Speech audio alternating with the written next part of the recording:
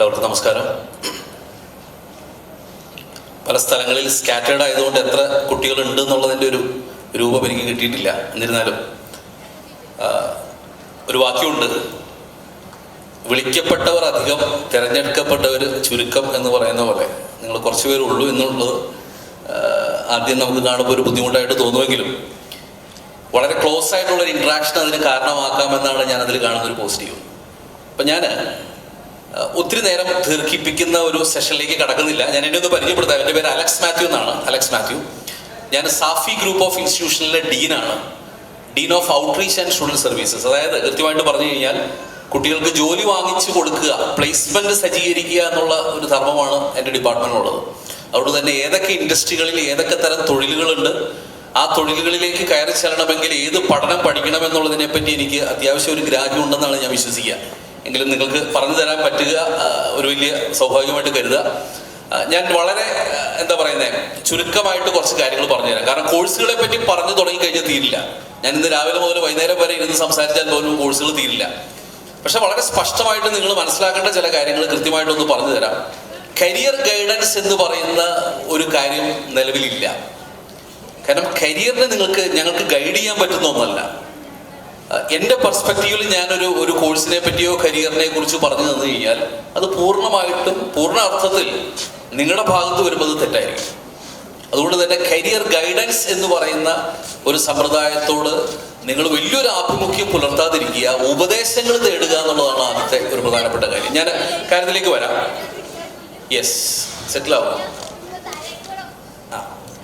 തുടങ്ങുന്നതിന് മുമ്പ് 10ാം ക്ലാസ് കഴിഞ്ഞ എത്ര കുട്ടികളുണ്ടോ ഒന്ന് കൈ ഉയർത്താവോ? 10ാം ക്ലാസ് ജസ്റ്റ് ഇമ്മീഡിയറ്റ് കഴിഞ്ഞവർ, നിങ്ങളൊക്കെ 10ാം ക്ലാസ് വരാം അല്ലേ? +2 കഴിഞ്ഞവര്, 10ഉം +2 പൊക്കിയവരുണ്ടല്ലോ കൈ. ശരി. +2 കഴിഞ്ഞ് ഡിഗ്രിക്ക് അഡ്മിഷൻ നോക്കുന്നവരുടെ അല്ലേ, നിങ്ങളല്ലേ ഉദ്ദേശിച്ചത് അല്ലേ? ഡിഗ്രി കഴിഞ്ഞവരോ? ഡിഗ്രി കഴിഞ്ഞവര് ആരുമില്ല. ശരി. മാതാപിതാക്കൾ എത്ര പേരുണ്ടെന്ന് കൈ ഉയർത്താമോ? കരിയറിനെ കുറിച്ച് അറിയാൻ ആഗ്രഹിച്ചു വന്ന മാതാപിതാക്കൾ. ശരി. അപ്പൊ ഒരു മിക്സ് ഓഫ് അല്ലേ? എങ്കിലും 10ാം ക്ലാസ്സുകാരാണ് കൂടുതൽ എന്നുള്ളത് ഞാനൊന്ന് നോട്ട് ചെയ്യുന്നു. നമുക്കൊന്ന് തുടങ്ങാം. ഞാനൊരു 15 മുതൽ 20 മിനിറ്റിനിടയ്ക്ക് ഞാനത് തീർത്തോളാം കേട്ടോ. അത് കഴിഞ്ഞ് നമുക്ക് വേണമെങ്കിൽ ക്വയറീസ് ഹാൻഡിൽ ചെയ്യാം. ഒന്നാമത്തെ പ്രധാനപ്പെട്ട കാര്യം, എനിക്ക് ഏറ്റവും പ്രധാനപ്പെട്ട കാര്യമായിട്ട് പറയാനുള്ളത്, മലയാളികൾക്കൊരു ചെറിയൊരു ഇടങ്ങേറുണ്ട്, ഒരു ചെറിയൊരു പ്രശ്നമുണ്ട്. നമ്മൾ ഭയങ്കര സോഷ്യലി കമ്മിറ്റഡ് ആണ് അല്ലേ? സോഷ്യൽ ലൈഫ്, സാമൂഹിക ജീവികളാണ്. അതുകൊണ്ട് തന്നെ ബാക്കിയുള്ളവർ പറയുന്നത് കേൾക്കുക എന്നുള്ളത് നമുക്ക് ഭയങ്കര പ്രധാനമാണ് അല്ലേ? ഇപ്പം ഞങ്ങൾ ചില കോളേജുകളിലൊക്കെ അഡ്മിഷനായിട്ട് ഇങ്ങനെ റിലേറ്റ് ചെയ്തിരിക്കുമ്പോൾ ചില കൂട്ടങ്ങൾ ഇങ്ങനെ വരും. ഒരു 4 പേരൊക്കെ ഒരുമിച്ച് വരും. ഒരുമിച്ച് വന്നിട്ട് ഒരേ കോഴ്സാണ് ചോദിക്കുക.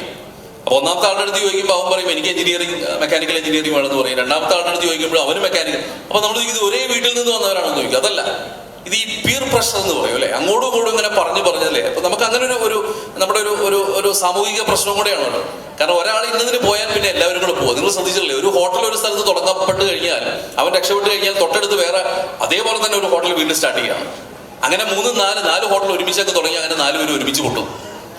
അപ്പൊ ഈ ഒരു പ്രശ്നം എഡ്യൂക്കേഷനുണ്ട്. ഇതിന്റെ വ്യക്തമായ ഒരു ഇൻപുട്ട് ഞാൻ തരാം. ഒരു കാലത്ത് നേഴ്സിംഗിന് ഭയങ്കര ഇമ്പോർട്ടൻസ് ആയിരുന്നു. അപ്പം ഞാനിപ്പോൾ നിങ്ങൾ താഴത്ത് കാണുന്ന പല സ്റ്റോളുകളും ചെക്ക് ചെയ്തപ്പോൾ നഴ്സിംഗ് കോളേജുകൾ താരതമ്യേന വളരെ കുറവായിട്ട് കണ്ടു. 2013-12 കാലഘട്ടങ്ങളിൽ എല്ലാവരും നഴ്സിംഗിനാണ് പോയത്. എല്ലാവരും, ഏത് കുട്ടികളോട് ചോദിച്ചാലും നഴ്സിംഗ് ആണ്.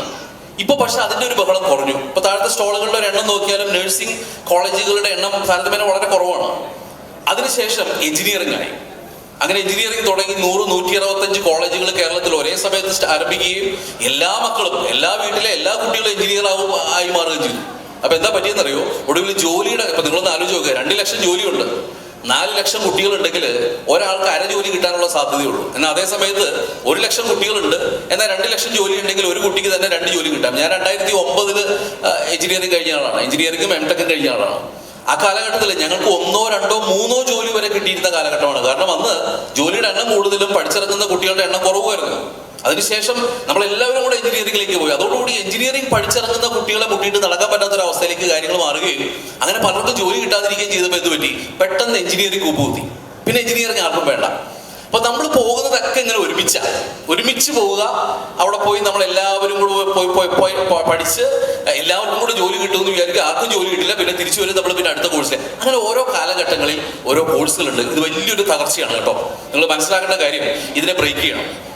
നിങ്ങൾ 4 കുട്ടികൾ ഒരുമിച്ചിരിക്കുന്നുണ്ട്, 4 സുഹൃത്തുക്കളാണ് എന്നുണ്ടെങ്കിൽ 4 കുട്ടികളുടെയും അഭിരുചികൾ 4ആണ് അല്ലെ? അതുകൊണ്ട് തന്നെ നിങ്ങൾ തിരഞ്ഞെടുക്കേണ്ട കോഴ്സുകളും 4ആണെന്ന് വേണം മനസ്സിലാക്കാൻ. സാധാരണഗതിയിൽ നമ്മൾ ഈ കോഴ്സിനെ നമ്മൾ എങ്ങനെ നോക്കുകയെന്ന് വെച്ചാൽ, ആദ്യം നമ്മളിങ്ങനെ കോഴ്സ് +2 കഴിഞ്ഞു, ഓക്കെ, ഡിഗ്രി ഒരു കോഴ്സിലേക്ക് പോയി, അതിനുശേഷം ചിലപ്പോൾ നമുക്കത് ആ പഠിച്ചുകൊണ്ടിരിക്കുന്ന ഇഷ്ടപ്പെടാതെ വരുമ്പോൾ നമ്മൾ പതുക്കെ ഒന്ന് ഷിഫ്റ്റ് ചെയ്യും. അങ്ങനെ പോയി ഒടുവിൽ നമ്മൾ എന്ത് ചെയ്യും, നമ്മൾ ഒരു ജോലിയിലേക്ക് ചെന്നപ്പെടുക ചെയ്യുക കേട്ടോ. ചെന്നപ്പെടുന്ന ഒരവസ്ഥയാണ് ഇപ്പോൾ ഉള്ളത്. പക്ഷെ നേരെ തിരിച്ചാ വേണ്ടത്. നിങ്ങൾ ചെയ്യേണ്ടത് 10ാം ക്ലാസ് കഴിഞ്ഞവരായിക്കോട്ടെ, +2 കഴിഞ്ഞവരായിക്കോട്ടെ, നിങ്ങൾ ചെയ്യുന്നത് ഒരു കാര്യമാണ്. നിങ്ങൾ സമൂഹത്തിലേക്ക് നോക്കുക. കുറെ ജേർണലിസ്റ്റുകളെയൊക്കെ ചിലപ്പോൾ കണ്ടേക്കാം, വീഡിയോഗ്രാഫി ഫോട്ടോഗ്രാഫി ചെയ്യുന്ന ആളുകളെ കണ്ടേക്കാം, കളക്ടർമാരെ കണ്ടേക്കാം, അധ്യാപകരെ കണ്ടേക്കാം, അധ്യാപകരിൽ തന്നെ സ്കൂൾ വിദ്യാഭ്യാസം സ്കൂൾ ടീച്ചേഴ്സിനെ കണ്ടേക്കാം, അതുമല്ലെങ്കിൽ കമ്പനി സെക്രട്ടറികളെ കണ്ടേക്കാം, അക്കൗണ്ടന്റുകളെ കണ്ടേക്കാം. ഇങ്ങനെ ധാരാളം തൊഴിലുകൾ ചെയ്യുന്നവരെ കാണാം. ഇതിലേത് തൊഴിലിനാണ് നിങ്ങൾക്ക് കൂടുതൽ ആഭിമുഖ്യം, അല്ലെങ്കിൽ ഏത് തൊഴിലിലോട്ട് പോകാനാണ് നിങ്ങളുടെ താല്പര്യം എന്നുള്ളതാണ് നിങ്ങൾ ആദ്യം കൺസിഡർ ചെയ്യേണ്ടത്. അതിനുശേഷം അതിലേക്ക് ലീഡ് ചെയ്യുന്ന കോഴ്സ് അന്വേഷിക്കണം. അപ്പൊ ഇതൊരു ബാക്ക്വേർഡ് പ്രോസസ്സാണ്. നമ്മളിങ്ങനെ പുറകോട്ട് വേണം സഞ്ചരിക്കാൻ, മുമ്പോട്ട് പോകാതെ അവിടെ നിന്ന് അങ്ങോട്ട്. ഇപ്പൊ കളക്ടർ ആകണം എന്നൊരു കുട്ടിക്ക് വലിയ ആഗ്രഹം, അങ്ങനെ ഉണ്ടെങ്കിൽ എന്താ ചെയ്യേണ്ടതെന്നുള്ളതാണ് അന്വേഷിക്കുന്നത്. അപ്പൊ നിങ്ങൾക്ക് മനസ്സിലായി, സിവിൽ സർവീസ് പരീക്ഷ എഴുതണം. അപ്പൊ സിവിൽ സർവീസ് പരീക്ഷ എഴുതാൻ പറ്റിയ ഏത് കോഴ്സാണ് നല്ലതെന്നുള്ളത് തിരയണം. ചിലപ്പോൾ നിങ്ങൾ ഹ്യൂമാനിറ്റീസ് എന്ന് കണ്ടുപിടിച്ചേക്കാം, അല്ലെങ്കിൽ ചിലപ്പോൾ പബ്ലിക് പോളിസി, പബ്ലിക് അഡ്മിനിസ്ട്രേഷൻ എന്നുള്ള ഒരു കോഴ്സ് കണ്ടുപിടിച്ചേക്കാം. ആ കോഴ്സ് തിരഞ്ഞെടുക്കുക. അതപ്പോൾ ഏത് കോളേജിൽ കിട്ടുക എന്ന് അന്വേഷിക്കണം. അത് ഏറ്റവും മികച്ച കോളേജിൽ കിട്ടണമെങ്കിൽ ഏത് കോഴ്സ് അല്ലെങ്കിൽ ഏത് എൻട്രൻസ് പരീക്ഷ എഴുതണം എന്നുള്ളതിനെ പറ്റി അന്വേഷിക്കണം. ഇവിടുന്ന് വേണം സ്റ്റാർട്ട് ചെയ്യാൻ. അപ്പൊ +2 ഏത് വേണം. അപ്പൊ ഈ ഒരു എന്താ പറയുന്നത്, ഒരു റിവേഴ്സ് പ്രോസസ്സ് ചെയ്ത് കഴിഞ്ഞാൽ ഒരു പരിധി വരെ നിങ്ങൾക്ക് ചിലപ്പോൾ നിങ്ങൾ ഉദ്ദേശിക്കുന്ന മേഖലയിലേക്ക് തിരിഞ്ഞ് കടക്കാൻ പറ്റുമെന്നാണ് കരുതുന്നത്. ഞാൻ ഏറ്റവും പ്രധാനപ്പെട്ട പോയിന്റിലേക്ക് കടക്കാം. അഭിരുചി മനസ്സിലാക്കുക.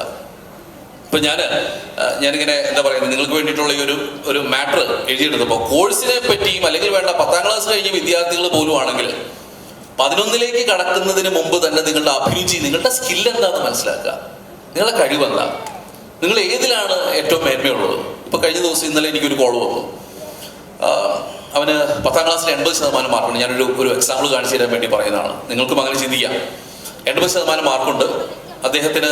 ഇങ്ങനെ 11ത്തെ പല കോഴ്സുകളെ പറ്റിയൊക്കെ അന്വേഷിക്കണം. അപ്പം ഞാൻ പലത് പറഞ്ഞു കൊടുത്തു. ഹ്യൂമാനിറ്റീസ് ഉണ്ട്, കൊമേഴ്സ് ഉണ്ട്, അതുപോലെ തന്നെ ബയോളജി അല്ലേ, physics chemistry maths, biology physics chemistry maths, computer science, ഇങ്ങനെ പല കോഴ്സുകളുണ്ടല്ലോ.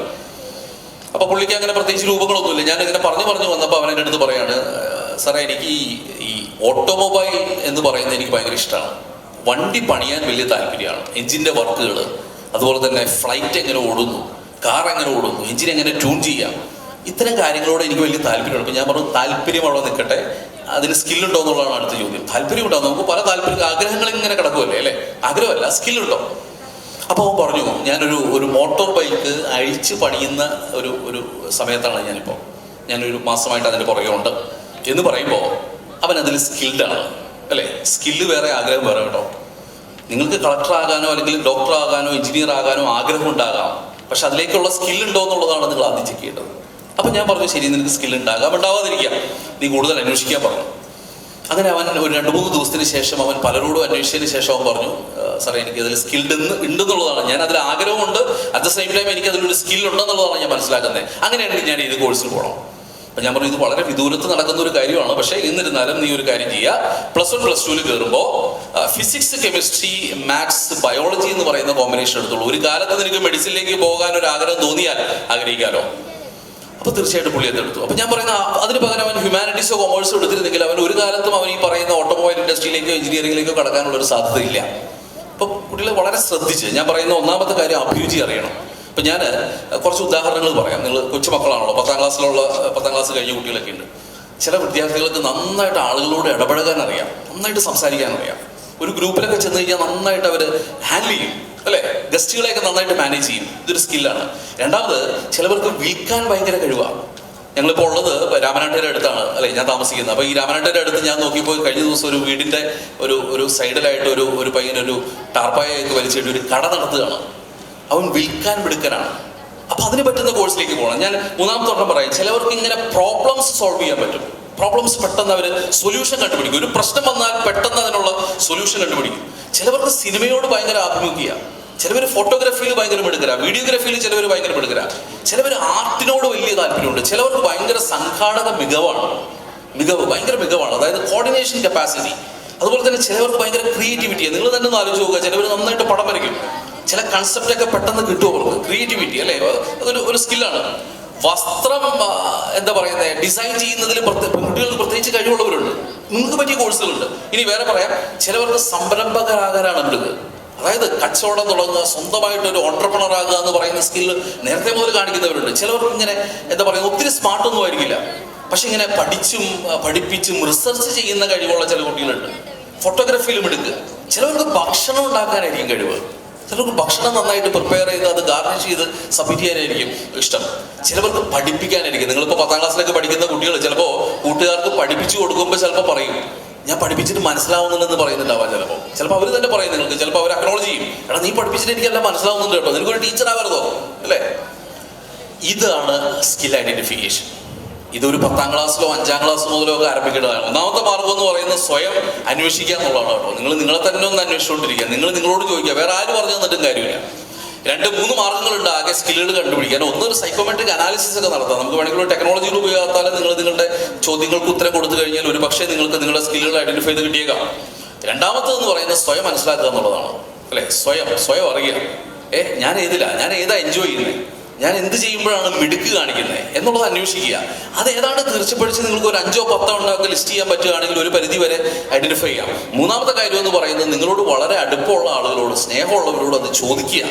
ഞാൻ ഏതിലാണ് മിടുക്കുള്ളതെന്ന് ചോദിക്കുക, കൃത്യമായിട്ട് ചോദിക്കുക. ചിലപ്പോൾ അവർ പറയും, എടാ നീ ഈ കാര്യത്തിൽ കൊള്ളാം എന്ന് പറഞ്ഞാൽ അതിനെ അലൈൻ ചെയ്യുന്ന കോഴ്സുകളും തൊഴിലുകളും നിങ്ങളുടെ മനസ്സിലേക്ക് പതുക്കെ വരാൻ തുടങ്ങും. ക്ലിയറായോ? അപ്പൊ ഇതാണ് ഒന്നാമത്തെ കാര്യം, അഭിരുചി അറിയുക. രണ്ടാമത്തെ കാര്യം എന്ന് പറയുന്നത് നമ്മുടെ സ്ഥിതി കൂടെ നമ്മൾ മനസ്സിലാക്കണം. നമ്മൾ കുടുംബത്തിലാണ് അല്ലെ, നമ്മളൊരു കുടുംബത്തിന്റെ ഭാഗമാണ്. അവിടുത്തെ സാമ്പത്തിക സ്ഥിതി എന്താണ്.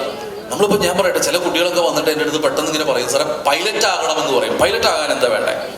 നമുക്ക് പല ടെസ്റ്റുകളൊക്കെ ഉണ്ട്. പക്ഷേ നിങ്ങൾ പ്രൈവറ്റായിട്ട് പൈലറ്റ് ലൈസൻസ് എടുക്കണം എന്നുണ്ടെങ്കിൽ നിങ്ങൾക്ക് ഒരു 40-50 ലക്ഷത്തിനടുക്ക് നിങ്ങൾക്ക് ചിലവാകുന്നുണ്ട്. ന്യൂസിലൻഡ്, ഓസ്ട്രേലിയ പോലുള്ള രാജ്യങ്ങൾക്ക്. ഇതെല്ലാത്തിനും പുറമെ 200-300ഓളം ഫ്ലൈയിങ് അവേഴ്സ് വേണം, വിമാനം പറത്തണം, അതിനുള്ള ട്രെയിനിങ് ഫീകളുണ്ട്. അപ്പോൾ തൽക്കാലം നമ്മുടെ കുടുംബത്തിന് അത് പറ്റിയതാണോ? ചിലപ്പോൾ ചില ആഗ്രഹങ്ങളൊക്കെ നമ്മളിങ്ങനെ സെറ്റ് അസൈഡ് ചെയ്ത് വെക്കും അല്ലേ, പിന്നത്തേക്ക് എടുക്കാം എന്നുള്ള രീതിയിൽ. ഈ ഒരു സ്ഥിതി കൂടെ മനസ്സിലാക്കണം. മൂന്നാമത്തെ കാര്യം പ്രയോറിറ്റൈസ് ചെയ്യണം. നമ്മളിങ്ങനെ ലിസ്റ്റ് ഔട്ട് ചെയ്യണം ഏതൊക്കെയാണെന്നുള്ളത്. നാലാമത്തെ കാര്യം, ഇതിനൊക്കെ അപ്പുറത്തേക്ക് എലിജിബിലിറ്റി വേണം അല്ലേ. നമുക്ക് ആകെ ഒരു 50% മാർക്കുള്ളൂ, തെറ്റില്ല പറയാം, അത് തെറ്റൊന്നുമല്ല, മാർക്ക് കുറയുന്നത് തെറ്റൊന്നുമല്ല. 50% മാർക്കേ ഉള്ളൂ. പക്ഷെ നമ്മൾ ഉദ്ദേശിക്കുന്ന കോഴ്സിന്റെ എലിജിബിലിറ്റി എന്ന് പറയുന്നത് ഏതാണ്ട് ഒരു 95% നമുക്ക് ആഗ്രഹിക്കാനുള്ള വകുപ്പില്ല. അപ്പൊ അതും ഒരു പ്രശ്നമാണ്. അപ്പൊ ഞാൻ പറഞ്ഞു വന്നത് ഇത്രയേ ഉള്ളൂ, അഭിരുചി മനസ്സിലാക്കുക. ഇത് നേരത്തെ മനസ്സിലാക്കിയില്ലെങ്കിൽ ചെറിയ പാകപ്പിഴകളൊക്കെ വരും. ഇപ്പോൾ ഞാൻ എൻ്റെ ഉദാഹരണങ്ങൾ പറഞ്ഞാൽ ചിലപ്പോൾ നിങ്ങൾക്ക് കുറച്ചും കൂടെ കൺവീഡ് ആവും. ഇപ്പോഴത്തെ കുട്ടികൾക്ക് ഇപ്പോഴത്തെന്നല്ല, പണ്ടും അതെ കേട്ടോ. 10ാം ക്ലാസ് കഴിഞ്ഞു, നമ്മൾ നേരെ തന്നെ ഞാൻ മെഡിസിന് വേണ്ടി ട്രൈ ചെയ്ത ആളാണ്. ഈ മെഡിസിനും എഞ്ചിനീയറിംഗും ഒരുമിച്ച് എൻട്രൻസ് എഴുതിയ ആളാണ്. അപ്പോൾ എന്താന്ന് ചോദിച്ചു കഴിഞ്ഞാൽ അതിൽ പരം വേറെ അബദ്ധമില്ല. എഞ്ചിനീയറിംഗും മെഡിസിനും എങ്ങനെ ഒരുമിച്ച് എഴുതുന്നത്? രണ്ടും രണ്ട് രീതിയിലേക്ക് പോകുന്ന കോഴ്സുകളാണ്. പക്ഷെ മെഡിസിൻ എഴുതി അമ്പേ പൊട്ടി, പക്ഷെ എഞ്ചിനീയറിംഗ് എഴുതി കിട്ടി. അപ്പം നമ്മൾ ഈ നാട്ടുകാർ ഇങ്ങനെ പറയുമല്ലോ, 10ാം ക്ലാസ് കഴിഞ്ഞപ്പോൾ എൻ്റെ അടുത്ത് പറഞ്ഞു, you are born to become a doctor എന്ന് പറഞ്ഞു. ആ അബദ്ധത്തിൽ ഞാൻ ചെന്ന് ചാടി. 12 കഴിഞ്ഞപ്പോൾ എൻ്റെ അടുത്ത് പറഞ്ഞു, you are born to become an engineer എന്ന് പറഞ്ഞു. അപ്പോൾ ഇവരിങ്ങനെ പറയുന്നത് വിശ്വസിച്ചുകൊണ്ടേ ഇരിക്കും നമ്മൾ. അങ്ങനെ വീണ്ടും നമ്മൾ എഞ്ചിനീയറിംഗിന് പോയി. ഏത് എഞ്ചിനീയറിംഗ് ആണെന്നുള്ള ഒരു തീരുമാനമില്ല. ഞാൻ ചെന്ന കോളേജ് ചെന്നൈ ഹിന്ദുസ്ഥാൻ യൂണിവേഴ്സിറ്റിയിലാണ്. അവിടെ എഞ്ചിനീയറിംഗിന് അഡ്മിഷൻ എടുത്താൽ ചെയ്തപ്പോൾ അവരെ അടുത്ത് ചോദിച്ചു, ഏതാ വേണ്ടതെന്ന് ചോദിച്ചു. ഞാൻ തിരിച്ച് അവരോട് ചോദിച്ചു, എന്തൊക്കെ ഇവിടെ ഉണ്ടെന്ന് ചോദിച്ചു. 36 എഞ്ചിനീയറിംഗ് കോഴ്സ് ഉണ്ട് അവിടെ, 36 എണ്ണം. കണ്ടതിൽ പരിചയമുള്ളത് ഞാൻ എടുത്തു, മെക്കാനിക്കൽ എഞ്ചിനീയറിംഗ്. പിന്നെയാണ് മനസ്സിലായത് മുഴുവൻ ആൺകുട്ടികളാണ്. മാത്രമല്ല അവിടെ പഠിക്കാൻ പറ്റിയൊരു സാഹചര്യം ഉണ്ടായിരുന്നില്ല. ഞാൻ പിന്നെ അത് ഷിഫ്റ്റ് ചെയ്ത് ഇലക്ട്രോണിക്സ് ആൻഡ് കമ്മ്യൂണിക്കേഷനിലേക്ക് എത്തി. ഇലക്ട്രോണിക്സ് ആൻഡ് കമ്മ്യൂണിക്കേഷൻ 4 വർഷം പഠിച്ചു കഴിഞ്ഞപ്പോൾ എനിക്ക് ജോലി കിട്ടി, പ്ലേസ്മെന്റ് കിട്ടി. 3 സ്ഥലത്ത് ജോലി കിട്ടി. ഈ 3 സ്ഥലത്തും കിട്ടിയ ജോലി നിങ്ങൾ ചിന്തിക്കണം, എഞ്ചിനീയറിംഗ് ഇലക്ട്രോണിക്സ് അല്ലായിരുന്നു, കമ്പ്യൂട്ടർ സയൻസ് ആയിരുന്നു. അപ്പൊ ഞാൻ എൻ്റെ ടീച്ചറുടെ അടുത്ത് ചോദിച്ചു, ടീച്ചറെ എന്നത് ഇങ്ങനെ, ഞാൻ പഠിച്ചത് ഇലക്ട്രോണിക്സ് അല്ലേ, എനിക്ക് ഇലക്ട്രോണിക്സിലല്ലേ ജോലി വേണ്ടത്? അല്ല, അങ്ങനെയല്ല, കമ്പ്യൂട്ടർ സയൻസിലെ ജോലി കിട്ടുന്നത് അങ്ങനെ. അപ്പൊ ഇതിങ്ങനെ തിരിഞ്ഞും പറഞ്ഞൊക്കെ പോകും. ഏറ്റവും ഒടുവിൽ എന്ത് പറ്റുമെന്നറിയോ, നമ്മൾ എൻജോയ് ചെയ്യുന്ന ഫീൽഡിലേക്ക് നമ്മൾ ഒടുവിൽ എത്താൻ തുടങ്ങും. നിങ്ങളൊരു കാര്യം മനസ്സിലാക്കേണ്ടത്, നിങ്ങൾ എൻജോയ് ചെയ്ത് ജോലി ചെയ്താൽ മാത്രമേ നിങ്ങളത് എക്സൽ ചെയ്യുള്ളൂ. അങ്ങനെ എക്സൽ ചെയ്താലേ നിങ്ങൾക്ക് സമ്പാദിക്കാൻ പറ്റുള്ളൂ. നിങ്ങൾ സക്സസ്ഫുൾ ആവുകയുള്ളൂ. അപ്പോൾ ഇത്രയുള്ള കാര്യങ്ങൾ വളരെ ചുരുക്കമാണ്. ഈ എന്താ പറയുന്നത്, നമ്മൾ എന്തെങ്കിലും കോഴ്സുകൾ, ഇപ്പം ഞാൻ കോഴ്സുകളെ പറ്റി ഞാൻ പറഞ്ഞു തുടങ്ങുന്നില്ല. നിങ്ങൾക്ക് വേണമെങ്കിൽ കോഴ്സുകളെ പറ്റി ചോദിക്കാം. ഒരു പരിധി വരെയുള്ള കോഴ്സുകൾ എനിക്ക് അത്യാവശ്യം പരിചയമുള്ളതൊക്കെ ഞാൻ പറഞ്ഞുതരാം. എന്നിരുന്നാലും വളരെ ഒരു കാര്യം കൂടെ ശ്രദ്ധിക്കാനായിട്ടൊന്ന് പറയാം. നിങ്ങളിപ്പോൾ AI ക്ലാസ്സുകളൊക്കെ കേട്ടു എന്നുള്ളത് ഞാൻ അറിഞ്ഞുകൊണ്ടാണ്. ഞാൻ AI റിസർച്ച് ചെയ്തുകൊണ്ടിരിക്കുന്ന ആളാണ്. ബേസിക്കലി 2 തരം കോഴ്സുകളുണ്ട്. പ്രധാനമായിട്ടും 12 കഴിഞ്ഞ ഒരു ശരിക്കും ശ്രദ്ധിക്കുക. 2 തരം കോഴ്സുകളുണ്ട്. ഒന്ന് കൺവെൻഷണൽ കോഴ്സുകൾ, പരമ്പരാഗത കോഴ്സുകളാണ്. 2 ന്യൂജൻ കോഴ്സുകളുണ്ട്. ഇപ്പം AI ഒക്കെ വന്നപ്പോൾ ന്യൂജൻ കോഴ്സുകളുണ്ട്. ഈ 2 കോഴ്സുകളാണ്, അല്ലെങ്കിൽ ഈ 2 വിഭാഗമാണ് കേട്ടോ. എണ്ണമറ്റ കോഴ്സുകളുണ്ട്. ഞാൻ പറഞ്ഞല്ലോ, എഞ്ചിനീയറിംഗിൽ തന്നെ നമുക്ക് ഇന്ത്യ മൊത്തം എടുത്തു കഴിഞ്ഞാൽ 140-180 എഞ്ചിനീയറിംഗ് കോഴ്സുകൾ റാൻഡംലി പിക്ക് ചെയ്ത് എനിക്ക് തരാം. കേരളം മാത്രം എടുത്തു കഴിഞ്ഞാൽ എഞ്ചിനീയറിംഗിൽ ഒരു 48 എഞ്ചിനീയറിംഗ് കോഴ്സുകൾ ഞാൻ വേണമെങ്കിൽ പറയാം. ആർട്സ് അതിന് മുകളിലാണ്. 100-130 കൺവെൻഷണൽ കോഴ്സുകൾ തന്നെ ഉണ്ടെന്നുള്ളതാണ് അറിയേണ്ടത്. അപ്പോൾ ഞാൻ അതിൻ്റെ വ്യത്യാസം കൂടെ പറഞ്ഞിട്ട് ഞാൻ നിർത്താം. കൺവെൻഷണൽ കോഴ്സ് എന്ന് പറയുന്നത് പരമ്പരാഗത കോഴ്സുകൾ. നിങ്ങളിപ്പോൾ 11th 12th കഴിഞ്ഞിട്ട് BCom കൺവെൻഷണൽ കോഴ്സാണ്, പഴയ കോഴ്സാണ്. BSc physics, BSc chemistry, BSc mathematics പഴയ കോഴ്സാണ്. BA ഹിസ്റ്ററി പഴയ കോഴ്സാണ്. അതുപോലെ തന്നെ BA ഇംഗ്ലീഷ്, BA മലയാളം, അതുപോലെ തന്നെ BA ഹിന്ദി, BA സംസ്കൃതം, ഇതൊക്കെ പഴയ പരമ്പരാഗത കോഴ്സുകളാണ്. അതിനൊക്കെ തുടർന്ന് കിട്ടാവുന്ന ജോലികളുണ്ട്. BSc ഫിസിക്സിനൊക്കെ ഇപ്പോൾ വളരെ ആളുകൾ കുറഞ്ഞതായിട്ട് അറിയുന്നു. BSc മാത്തമാറ്റിക്സിനൊക്കെ വലിയ തിരക്കില്ലേ ഇപ്പോൾ. BSc കെമിസ്ട്രി, ഇതൊക്കെ കൺവെൻഷനാണ്, പരമ്പരാഗത കോഴ്സുകൾ. ഇപ്പം ഞാൻ പറയാം, എഞ്ചിനീയറിംഗിലും ഉണ്ട്, മനസ്സിലാക്കി വെക്കുക. ഇലക്ട്രോണിക്സ് ആൻഡ് കമ്മ്യൂണിക്കേഷൻ പരമ്പരാഗത കോഴ്സാണ്. മെക്കാനിക്കൽ പരമ്പരാഗതമാണ്. ഇതെല്ലാം പരമ്പരാഗത കോഴ്സുകൾ. നഴ്സിംഗ് പരമ്പരാഗത കോഴ്സാണ്. ഇതൊക്കെ കൺവെൻഷണൽ കോഴ്സുകളാണ്. പണ്ട് മുതലേ ഉള്ളത്, ഏതാണ്ട് 50-60 വർഷങ്ങളായിട്ട് നടത്തിക്കൊണ്ടിരിക്കുന്ന കോഴ്സുകളാണ്. അതിന് വേണ്ടിയിട്ട് ഇൻഡസ്ട്രികൾ വളരെ കൃത്യമായിട്ട് സജ്ജീകരിക്കപ്പെട്ടിട്ടുണ്ട്. ആ ഇൻഡസ്ട്രികളിലേക്ക് നിങ്ങൾക്ക് കൃത്യം പോവാം. ഇനി ഇതെപ്പോഴും സേഫാണ് കേട്ടോ. കൺവെൻഷണൽ കോഴ്സുകൾ എപ്പോഴും സേഫാണ്, നമുക്ക് എവിടെയെങ്കിലും എത്തിപ്പെടാം. ന്യൂജൻ കോഴ്സ് എന്ന് പറയുന്ന ഒരു സാധനമാണ്. പുതിയ കോഴ്സുകൾ, അതത് കാലഘട്ടത്തിനനുസരിച്ച് ചില കോഴ്സുകൾ പെട്ടെന്ന് അങ്ങ് ജനിക്കും. ഈ ജനിച്ച കോഴ്സുകൾക്ക് എത്രത്തോളം എക്സിസ്റ്റൻസ് ഉണ്ടെന്നുള്ളതൊരു ചോദ്യമാണ്. ഇപ്പം ഞാൻ ഒരു ഉദാഹരണം പറയാം. റോബോട്ടിക്സ് എന്ന് കേട്ടുകയാണ് നിങ്ങൾ. റോബോട്ടിക്സ് ഒരു കാലത്ത് എഞ്ചിനീയറിംഗ് മേഖലയിലും മൊത്തത്തിൽ ടെക്നോളജി മേഖലയിലും റോബോട്ടിക്സിന് ഭയങ്കര ഒരു തിരക്കുണ്ടായിരുന്നു. റോബോട്ടിക്സ് കോഴ്സുകൾ ഇങ്ങനെ അവിടെ ഇവിടെയൊക്കെ ഇങ്ങനെ വരാൻ തുടങ്ങി. പക്ഷേ കേരളത്തിൽ, അല്ലെങ്കിൽ പൊതുവായിട്ട് ഇന്ത്യയിൽ റോബോട്ടിക്സ് ആയിട്ട് ബന്ധപ്പെട്ട ധാരാളം പ്രൊജക്റ്റുകൾ സംഭവിക്കാതിരിക്കുകയും ആ കോഴ്സുകൾ ഒടുവിൽ എന്താ പറയുന്നത്, വളരെ സാവധാനം ഡീക്കേ ചെയ്ത് ഇല്ലാതാകുന്ന ഒരു സ്ഥിതിവിശേഷം ഉണ്ടാവുകയും ചെയ്തു. This is specialization course. ഇത് വളരെ നൂതനമായിട്ടുള്ള, അല്ലെങ്കിൽ എന്താ പറയുക, നമ്മൾ ന്യൂജൻ കോഴ്സ് എന്നൊക്കെ പറയുന്ന ചില കോഴ്സുകളാണ് ഇതൊക്കെ. അത് കൃത്യം ഒരു ഇൻഡസ്ട്രിയിലേക്ക് മാത്രമുള്ള പോക്കാണ് നിങ്ങൾ. ഇപ്പം ഞാൻ ഒരു എക്സാമ്പിൾ പറയാം. ഇപ്പം ഞാൻ ഇരിക്കുന്ന കോളേജിൽ ഫുഡ് ടെക്നോളജി എന്ന് പറയുന്ന ഒരു കോഴ്സുണ്ട്. ഗംഭീര കോഴ്സാണ് ഫുഡ് ടെക്നോളജി. ഫുഡ് പ്രൊഡ്യൂസിങ് യൂണിറ്റുകളിലേക്കുള്ള റിക്രൂട്ട്മെന്റ് ആണ് എന്നുള്ളത്. ധാരാളം റിക്രൂട്ട്മെന്റ്, ഇഷ്ടം പോലെ ജോലിയുണ്ട് കേട്ടോ, സംശയമില്ല. Food technology. അപ്പോൾ അത് ഒരു പ്രത്യേക ഇൻഡസ്ട്രിയെ ലക്ഷ്യം വെച്ചിട്ടുള്ള കോഴ്സാണ്. അപ്പോൾ ആ ഇൻഡസ്ട്രി നിലനിൽക്കുന്നതാണോ എന്നുള്ളത് നിങ്ങൾ ചെക്ക് ചെയ്യണം. ഇപ്പോൾ ഒന്നും വേണ്ട, വേറൊരെണ്ണം പറയാം. ലാബ് ടെക്നീഷ്യൻ കോഴ്സ് സ്പെഷ്യലൈസേഷനാണ് അല്ലേ. ലാബ് ടെക്നീഷ്യൻ പഠിച്ച ഒരാൾക്ക് വേറെ ഏതെങ്കിലും ഒരു സ്ഥാപനത്തിൽ പോയി ഇരുന്ന് വേറെ എന്തെങ്കിലും ജോലി ചെയ്യാനോ പറ്റില്ല. കാരണം ലാബ് ടെക്നീഷ്യൻ പഠിച്ച ആൾക്ക് ഹോസ്പിറ്റലിൽ തന്നെ ലാബ്, അല്ലെങ്കിൽ ലാബ് റിലേറ്റഡ് ആയിട്ടുള്ള ഒരു തൊഴിൽ ചെയ്യാനുള്ള സാധ്യതയാണ് ഉള്ളത്. അപ്പോൾ ഇതാണ് ന്യൂജൻ, അല്ലെങ്കിൽ എന്താ പറയുന്നത്, വളരെ ഓറിയന്റഡ് കോഴ്സുകളാണത്. അപ്പം അത്തരം കോഴ്സുകൾ എടുക്കുമ്പോൾ നിങ്ങൾ ശ്രദ്ധിച്ച് വേണം എടുക്കാൻ. ഇൻഡസ്ട്രികൾ അറിഞ്ഞിട്ട് വേണം എടുക്കാൻ. ഇത് നിലനിൽക്കുന്ന ഇൻഡസ്ട്രിയാണോ, ഇത് കാലകാലത്തോളം. ഇപ്പം ഞാനൊരു ഉദാഹരണം വെറുതെ നിങ്ങൾക്ക് കൺഫ്യൂസ് ആക്കാൻ വേണ്ടി പറയുന്നതല്ല. നിങ്ങൾക്ക് AI വലിയ താല്പര്യമുണ്ട്, സന്തോഷം. AI പുതിയ യുഗത്തിൻ്റെ എന്താ പറയുന്നത് ഒരു നൂതനമായിട്ടുള്ള ഒരു സെക്ടറാണ്. അത് ഉയർന്നു വരുന്നുണ്ട്, ഗംഭീരമായിട്ട് പോകുന്നുണ്ട്, നല്ല കാര്യം തന്നെ. AI നിങ്ങൾക്ക് താല്പര്യമുണ്ടെങ്കിൽ നിങ്ങളുടെ മുമ്പിൽ ചിലപ്പോൾ BSc AI എന്ന് പറയുന്ന ഒരു കോഴ്സ് നിങ്ങളുടെ മുമ്പിലേക്ക് വരാം. അതേസമയം BSc ഇലക്ട്രോണിക്സ് എന്ന് പറയുന്ന ഒരു കോഴ്സ് നിങ്ങളുടെ മുമ്പിൽ വരും എന്ന് വിചാരിക്കുക. ഫോർ എക്സാമ്പിൾ, നിങ്ങൾ ഏതാ എടുക്കേണ്ടതെന്ന് എന്നോട് ചോദിച്ചാൽ ഞാൻ പറയും നിങ്ങൾ BSc ഇലക്ട്രോണിക്സ് എടുക്കാൻ പറയും. കാരണം BSc ഇലക്ട്രോണിക്സിൽ ഒരു പക്ഷേ AI ഉണ്ടാകാം, കിട്ടിയോ, ക്ലബ് ചെയ്യാം.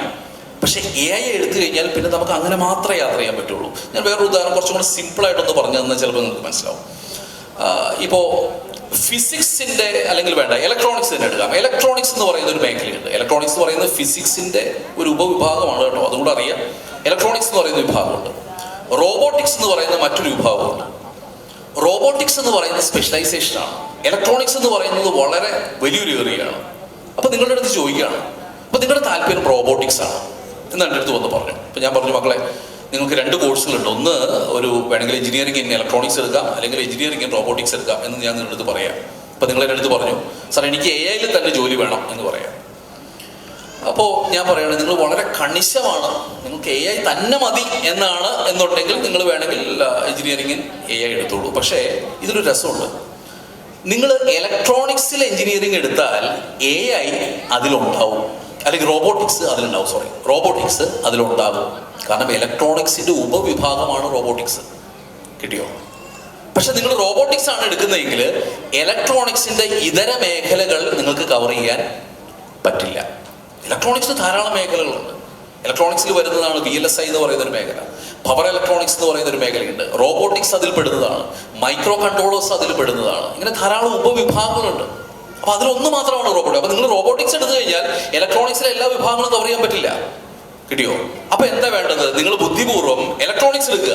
എന്നിട്ട് എന്ത് ചെയ്യണം? പഠിച്ചുകൊണ്ടിരിക്കുമ്പോൾ തന്നെ ഓക്കെ റോബോട്ടിക്സ് എന്ന് പറയുന്നതിൽ നിങ്ങൾ സ്പെഷ്യലൈസേഷൻ ചെയ്ത് ഒടുവിൽ നിങ്ങൾക്ക് അവിടേക്ക് എത്താം. ഇത് തന്നെയാണ് ഈ മെക്കാനിക്കലും ഓട്ടോമൊബൈലും തമ്മിലുള്ള ബന്ധം. അപ്പോൾ കുട്ടികളെ നമ്മൾ കോഴ്സുകളൊക്കെ തിരഞ്ഞെടുക്കുമ്പോഴേ നമ്മൾ നന്നായിട്ട് പഠിക്കണം, അന്വേഷിക്കണം, അബദ്ധം പറ്റരുത്. കാരണം അബദ്ധം പറ്റിക്കഴിഞ്ഞാൽ നിങ്ങളുടെ ലൈഫ് തന്നെ അങ്ങ് മാറിപ്പോവും. പിന്നെ ഇഷ്ടമില്ലാത്ത തൊഴിൽ ചെയ്യേണ്ടി വരും. ഇഷ്ടമില്ലാതെ തൊഴിൽ ചെയ്താൽ നിങ്ങൾ തന്നെ കുറച്ച് കഴിയുമ്പോൾ വല്ലാത്തൊരു സ്ഥിതിയിലേക്ക് മാറുകയും തൊഴിൽ എൻജോയ് ചെയ്യാതെ പോവുകയും എക്സലൻസിലേക്ക് പോകാതിരിക്കുന്ന ഒരു അവസ്ഥാവിശേഷം ഉണ്ടാവുകയും നമ്മൾ ഒടുവിൽ താല്പര്യമുള്ള മേഖലയിലേക്ക് തിരിച്ചു പോവുകയും ചെയ്യും. എനിക്കറിയാവുന്ന ഒരു പയ്യന്റെ കഥയും കൂടെ പറഞ്ഞിട്ട് ഞാൻ നിർത്താം. അവൻ അതിഗംഭീരമായിട്ട് ഫോട്ടോഗ്രാഫിയിൽ ഭയങ്കര സ്കിൽഡായിട്ടൊരു പയ്യനാണ്. +2 ഒത്തിരി അവാർഡുകളൊക്കെ കിട്ടിയ ആളാണ്. അവൻ്റെ അപ്പൻ്റെ അധ്യാപകനാണ്, കോളേജ് അധ്യാപകനാണ്. അദ്ദേഹത്തിന് ഒരേ ഒരു നിർബന്ധം, ഈ ചെറുക്കനെ എഞ്ചിനീയറായി കണ്ടാൽ മതി. ഇതാണ് പുള്ളിയുടെ ഏറ്റവും വലിയ ആഗ്രഹം, ഏറ്റവും വലിയ അഭിലാഷം. അങ്ങനെ ഇവനെ നിർബന്ധിച്ച് പോയി എഞ്ചിനീയറിങ്ങിന് പോയി ചേർത്തു. അവൻ 4 വർഷവും പഠിച്ചില്ല. അങ്ങനെ 10-40 സപ്ലിമെൻ്ററി ആയി. അങ്ങനെ 4ാം വർഷമായപ്പോൾ എൻ്റെ ഒരു പേപ്പർ ഉണ്ടായി. അവൻ എന്നോടുള്ള സ്നേഹത്തെ പ്രകൃതി അവൻ എൻ്റെ പേപ്പർ പഠിക്കുകയുണ്ടായി. അങ്ങനെ out of this 48 papers he has cleared only 1 or 2, 2 or 3 പേപ്പറുകൾ ആകെ പാസ്സായുള്ളൂ. 4ാം വർഷം കഴിഞ്ഞിട്ട് ഞാൻ ചോദിച്ചു, എന്താ പരിപാടി എന്ന് ചോദിച്ചു. നീ ഇവിടെ തന്നെ നിൽക്കുകയാണെങ്കിൽ ഈ പേപ്പറുകൾ എഴുതിയെടുക്കാം. അല്ല സാറേ, അപ്പൻ്റെ അഭിലാഷം കഴിഞ്ഞല്ലോ, ഇനി ഞാൻ എൻ്റെ അഭിലാഷം അന്വേഷിച്ച് പോട്ടെ എന്ന് പറഞ്ഞു. അങ്ങനെ പുള്ളി വീണ്ടും ആനിമേഷൻ കോഴ്സും ഫോട്ടോഗ്രാഫി വീഡിയോഗ്രാഫിയൊക്കെ പഠിപ്പിക്കുന്ന ഒരു ആർട്ട് സ്കൂളിൽ, ചെന്നൈയിൽ ഒരു ആർട്ട് സ്കൂളിൽ പോയി ജോയിൻ ചെയ്യുകയും വീഡിയോഗ്രാഫിയിൽ വലിയ കോഴ്സുകൾ തീരുകയും ചെയ്തു.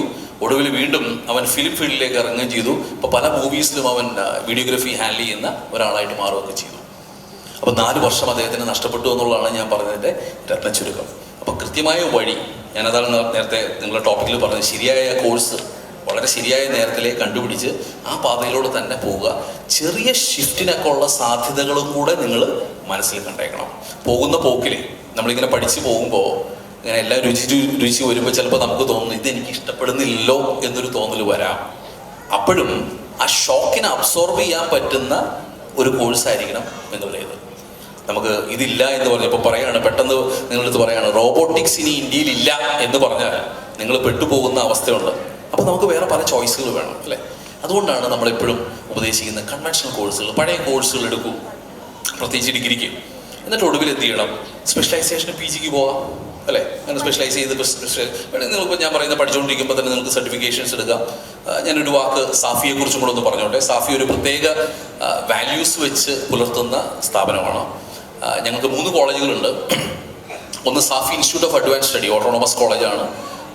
NAC A++ എന്താ പറയുന്നത് റാങ്കിങ് ഏറ്റവും ചുരുങ്ങിയ കാലഘട്ടത്തിൽ കിട്ടിയ ഒരു സെൽഫ് ഫൈനാൻസിങ്, ഏറ്റവും യങ്ങസ്റ്റ് ആയിട്ടുള്ള സെൽഫ് ഫൈനാൻസിങ് കോളേജാണ്. നമ്മളത് യൂണിവേഴ്സിറ്റിയൊക്കെ ആകാനുള്ള ഒരു സാധ്യതയിലേക്ക് പോയിക്കൊണ്ടിരിക്കുന്നു. നമുക്കവിടെ 15ഓളം UG പ്രോഗ്രാംസും 7ഓളം PG പ്രോഗ്രാംസും ഉണ്ട്. അതാണ് ഒന്ന്. രണ്ടാമത്തെ college PMA Safi HR institute എന്ന് പറയും. PGDM PGCM ചിലപ്പോൾ നിങ്ങൾക്ക് അറിയില്ലായിരിക്കും, നിങ്ങൾ ആ മേഖലയിലേക്ക് ആയി വരുന്നേ ഉള്ളൂ. PG കോഴ്സുകളാണ്, PGDM PGCM കോഴ്സുകളൊക്കെയാണ്. മൂന്നാമത് ഒരു സ്ഥാപനം കൂടിയുണ്ട്, നമുക്ക് സാഫി IAS അക്കാഡമി എന്ന് പറയുന്നൊരു IAS അക്കാഡമി ഉണ്ട്. നിങ്ങൾ ഇപ്രാവശ്യം കണ്ടു കാണും, 95ാമത്തെ റാങ്ക് വാങ്ങിച്ച് ദേവിക എന്നൊക്കെ പറയുന്ന കാൻഡിഡേറ്റൊക്കെ നമ്മുടെ അവിടെ പരിശീലനം നേടിയ ആളാണ്. 95 മാത്രമല്ല, നമുക്ക് 3 റാങ്കുകൾ പ്രധാനമായിട്ട് ഇപ്പോൾ UPSCക്ക് കിട്ടി. 450ാമത്തെ റാങ്ക് മധ്യപ്രദേശിലുള്ള ഒരാൾക്ക് കിട്ടി, ആലപ്പുഴയിലുള്ള ഒരാൾക്കും കൂടെ നമുക്ക് 3 റാങ്കുകളൊക്കെ കിട്ടി. അപ്പോൾ ഇങ്ങനെ വളരെ കൃത്യമായിട്ട് പോകുന്ന ഒരു സ്ഥാപനമാണ്. നിങ്ങൾക്ക് സ്വാഗതം. നിങ്ങൾ ഏതായാലും 1-2 വർഷങ്ങൾക്ക് ശേഷം മാത്രമാണ് സാഫിയെക്കുറിച്ചൊക്കെ ചിന്തിക്കാൻ സാധ്യതയുള്ളൂ. ആ സമയത്ത് ഓർത്ത് വെച്ചാൽ മതി. ഞാൻ ഏതായാലും നിർത്തുകയാണ്. നിങ്ങൾക്ക് ഉള്ള സംശയങ്ങൾ എനിക്ക് അറിയുന്ന തലത്തിലാണ്, എൻ്റെ അറിവിൻ്റെ തലത്തിലാണെങ്കിൽ ഞാനത് പറഞ്ഞുതരാം. അറിയില്ലാത്തതാണെങ്കിൽ ഞാൻ ഇവിടുത്തെ സംഘാടകരോട് അത് വിളിച്ച് ഉത്തരങ്ങൾ പറഞ്ഞു കൊടുത്തിരിക്കാം. എന്തെങ്കിലും ചോദ്യങ്ങളുണ്ടോ? സാധ്യത കുറവ്. Yes please. മൈക്ക് വേണം. ഉത്തരം ഗ്യാരണ്ടി അല്ല കേട്ടോ.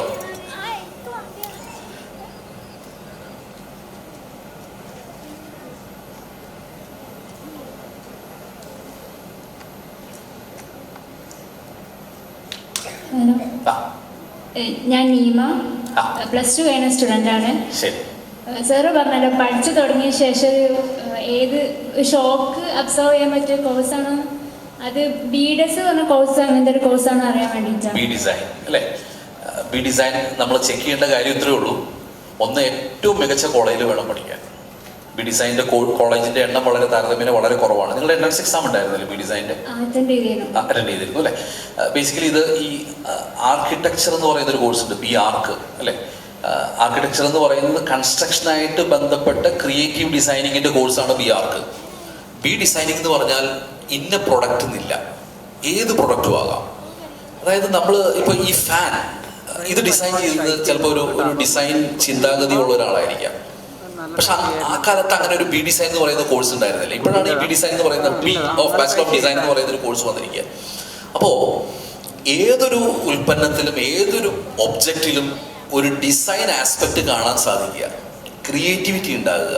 അല്ലെങ്കിൽ ഒരു കസേര കണ്ടു കഴിഞ്ഞാൽ ഈ കസേര ഇങ്ങനെ തന്നെ വേണോ, വേറൊരു രീതിയിൽ ഇരുന്ന് കഴിഞ്ഞാലും അത് കസേര ആവില്ലേ എന്ന് ചിന്തിക്കാനുള്ള ഒരു മനസ്സിന്റെ വ്യാപ്തി, അല്ലെങ്കിൽ അങ്ങനെ ചിന്തിക്കാനുള്ള ഒരു സ്കില്ലുണ്ട് എന്നുണ്ടെങ്കിൽ തീർച്ചയായിട്ടും ഇറ്റ് ഈസ് യുവർ കോഴ്സ്, നിങ്ങളുടെ കോഴ്സാണ്. ഗംഭീരമായ കോഴ്സാണ്. കാരണം അതിൻ്റെ ആദ്യ ദിശയിലാണ് ഇപ്പോൾ ഉള്ളത്. പഠിച്ചിറങ്ങുന്ന കുട്ടികളുടെ എണ്ണമൊക്കെ വളരെ കുറവാണ്. അതുമാത്രമല്ല, പല മാനുഫാക്ചറിങ് ടെക്നോളജികളിലും ഈ പറയുന്ന ബി ഡിസൈൻ പഠിച്ചിറങ്ങുന്ന കുട്ടികൾ ഇപ്പോൾ ആവശ്യപ്പെടുന്നതായിട്ട് നമ്മൾ കാണുന്നുണ്ട്. പക്ഷേ ഏറ്റവും മികച്ച കോളേജിൽ വേണം പഠിക്കാനായിട്ട്. കാരണം ഇതിനുള്ള അധ്യാപകർ ഏത് കോഴ്സ് പഠിച്ചു കഴിഞ്ഞ് വന്നവരാണ് എന്നുള്ളതും ഒരു ചോദ്യചിഹ്നമാണ്. കാരണം ഇങ്ങനെ ഒരു കോഴ്സ് അവർ പഠിച്ചിട്ടുണ്ടാവില്ല അല്ലേ? അവർക്ക് വളരെ പുതിയതായിരിക്കും. അപ്പോൾ ബി ഡിസൈൻ മികച്ച കോഴ്സാണ്. എങ്കിലും എന്താ പറയുന്നത്, ആ കോളേജിൻ്റെ ചരിത്രവും കോളേജ് കൊടുക്കുന്ന പ്ലേസ്മെൻറ്റുകളും കൃത്യമായിട്ട് നോക്കിയതിന് ശേഷം മാത്രമേ അതിലേക്ക് ഇറങ്ങിത്തിരിക്കാവൂ. ഇത് നടത്തുന്നവർക്ക് ആ വിശാല ചിന്താഗതി ഉണ്ടാവണം അല്ലേ? എന്നാൽ മാത്രമാണ് ഇതിൻ്റെ പ്ലേസ്മെൻറ്റും അത്തരത്തിൽ കിട്ടുള്ളൂ. അപ്പോൾ ചില കോഴ്സുകൾക്ക് നമുക്കൊരു ഇന്ന പ്ലേസ്മെൻറ്റ് എന്ന് പറഞ്ഞ് പോകാൻ പറ്റില്ല. അത് ആ പ്ലേസ്മെൻറ്റ് ഓഫീസറിൻ്റെ കഴിവ് പോലെ ഇരിക്കും. ഇത്തരത്തിലുള്ള ഒരാളെ, ഇപ്പോൾ ഞാനൊരു ഉദാഹരണം പറയാം. ഞങ്ങളുടെ കോളേജിൽ ഒരു കോഴ്സുണ്ട്, നിങ്ങൾ വിശ്വസിക്കില്ല, പബ്ലിക് പോളിസി ആൻഡ് മാനേജ്മെന്റ് എന്ന് പറയുന്ന ഒരു കോഴ്സുണ്ട്. പബ്ലിക് പോളിസി ആൻഡ് മാനേജ്മെന്റ് നിങ്ങൾ ആരും കേട്ട് കാണില്ല. ഞാൻ പോലും വളരെ കുറച്ച് കാലമായിട്ടാണ് കേട്ടത്.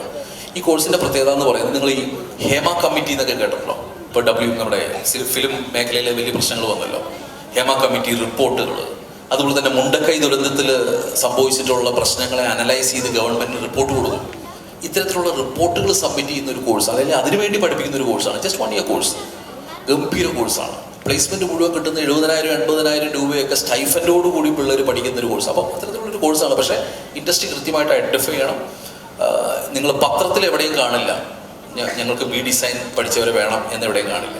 പക്ഷെ ആ കോളേജ് മുഖാന്തരം കിട്ടുന്ന പ്ലേസ്മെന്റിന് നിങ്ങൾ വലിയ പ്രാധാന്യം കൊടുക്കണം. അങ്ങനെയുള്ള കോളേജിലേ ചേരാവൂ. അങ്ങനെ ഒരു കോളേജിൽ നിങ്ങൾക്ക് അഡ്മിഷൻ കിട്ടുന്നില്ലെങ്കിൽ ചേരാതിരിക്കും. വേറെ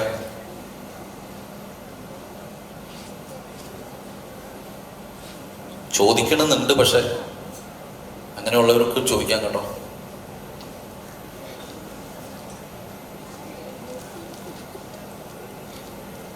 ഇല്ല, ഓക്കെ.